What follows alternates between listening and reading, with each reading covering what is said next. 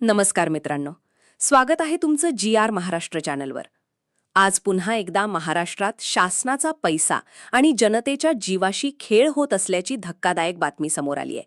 यवतमाळ जिल्ह्यातील पुसद तालुक्यातील पन्हाळा ते म्हैसमाळ या मुख्य रस्त्यावर नव्याने बांधलेल्या पुलाचे काम अत्यंत निकृष्ट दर्जाचे असल्याची गंभीर पोलखोल झाली आहे.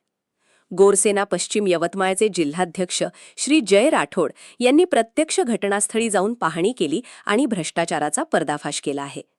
जय राठोड यांनी सांगितले की या पुलावर लाखो रुपये खर्च करण्यात आले, पण वापरण्यात आलेली खडी, वाळू आणि सिमेंट इतकी निकृष्ट दर्जाची आहे की पुलाला योग्य मजबूतीकरणही देण्यात आलेले नाही.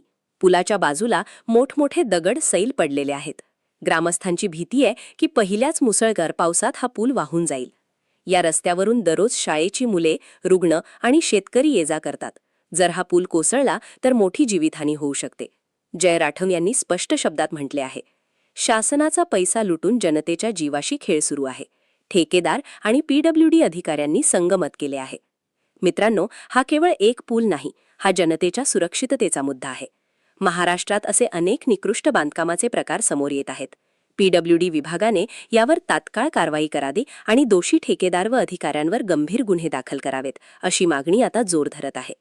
निकृष्ट खडी, वाळू आणि सिमेंट, काँक्रीटचे मजबूतीकरण नाही, सैल दगड, जनतेच्या जीवाला धोका. तुम्हाला काय वाटतं? अशा भ्रष्टाचारावर काय कारवाई व्हायला हवी? कमेंट बॉक्समध्ये नक्की सांगा. अशा महत्त्वाच्या बातम्या सातत्याने पाहण्यासाठी चॅनल लाईक, सबस्क्राईब करा आणि बेल आयकॉन दाबायला विसरू नका. धन्यवाद.